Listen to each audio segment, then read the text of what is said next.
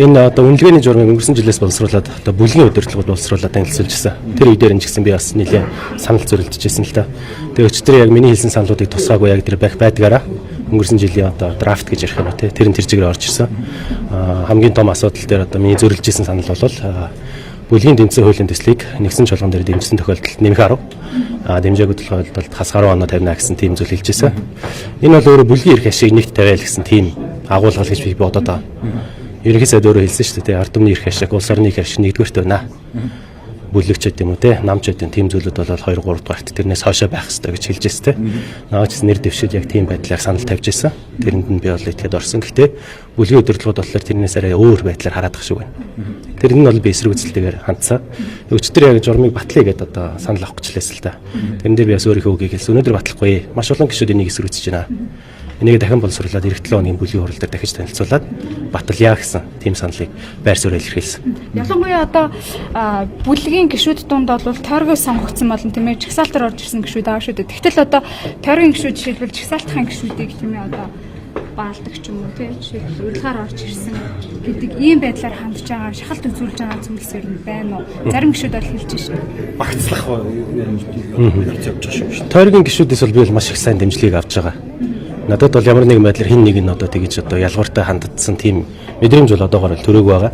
Цаашдаа ч гэсэн миний ажиллаж байгаа ажлын хэсэг хуулийн төслүүдээр бол бас их идэвхтэй ажиллаад явах болов уу гэж найдаж байна. Журмын төслөөр та санал өгнө өгсөн гэж байна шүү дээ. Ямар саналуудыг оруулахаар ер нь хөргүүлсэн байдаг? Одоо ийм биш үү? Хуулийн төсөл орж ирээд намын бүлэг дээр хилцлээ.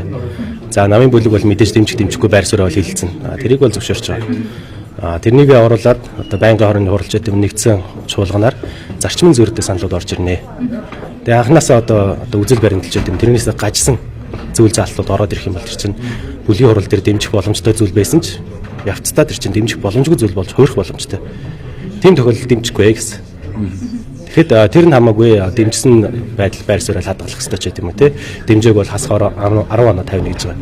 Ер нь оноо хаасан гэдгийг бол би бол шүүмжлэлтэй хандж байгаа. Одоо ингэж л да улсын хурлын гишүүд бол Монгол Ардын намаас за Монгол Ардын намын бүлгийн гишүүд бол одоо Монгол Ардын намаас мандат авдаг. Тийм учраас Монгол Ардын намынхаа бодлого шийдвэрийг дэмжих хэрэгтэй гэдэг агуулга яригдчих. Нөгөө талд бол одоо та бас мэдээж одоо ард түмний саналаар сонгогдож байгаа шүү дээ. Тэгэхээр энэ хоёр зүйл одоо зөрчилдөх маягаар явж байгаа шүү. Яг одоо нам одоо засаглаад байгаа мó эсвэл ард түмний одоо яг шийдвэрээр улсын хурал бүрдээд байгаа мó та. Нэр дэвших саналыг авахд бол надад бол 2 3 нөхцөл тавьсан. Салбараа хөгжүүлэх хэрэгтэй байна. Ялангуяа хот байгуулалт те гэр хороолол орон сууцчил энэ утаа төгжрэлийг шийдэх хэрэгтэй байна. Мэргэжлийн хүний дуу хоолой шийдэл хуулийн төслүүдээр тусаад нийгэм улс орны асуудлыг шийдэх хэрэгтэй байна гэсэн тийм одоо санал тавьсан. Тэрнийг хүлээж авсан. Тэгээд одоо тэрнээс гадуурх саналууд дээр ч юм уу те одоо бүлгийн шийдвэрийг даах хэрэгтэй гэсэн тийм нөхцөл бол надад хэлээгүй. Тэгэхээр бол би бол тэрэн дээр өөрийнхөө итгэл үнэмшил зарчимдаа үнэнч тууштай тэгээ зөрөгтэй шийдвэр гаргаж явна гэсэн тийм байр суурьтай. Ер нь одоо явандаа яах юм? Одоо жишээл нийт эрх шиг хамгаалсан тийм нийтэд сонгогдсон гишүүдээ хууль тогтоогч нар бол хараа тусаар ажиллах хэрэгтэй шүү дээ. Гэтэл ингээд намдаа хайрцаглагдсан коноп зүгээр давдаг болоод хувирчүүлэн чи маш сөрөг үр дагавартай. Тэгэхээр энийг бас залуу гишүүдэд ялангуяа тийм ээ жагсаалтаар орж ирсэн тойргоос ч вэ санал нэгдэж байгаа тохиолдол ер нь бүлгийнхаа энэ журмыг ер нь батлуулахгүй байх талаас нь ер нь анхаарч байгаа юм. Өчтөр яг бүлгийн хурал дээр бас тойргоос сонгогдсон Наранбаатар гишүүн, Бочаргал гишүүн бол энэ дээр эсрэг байр суурьтай байсан.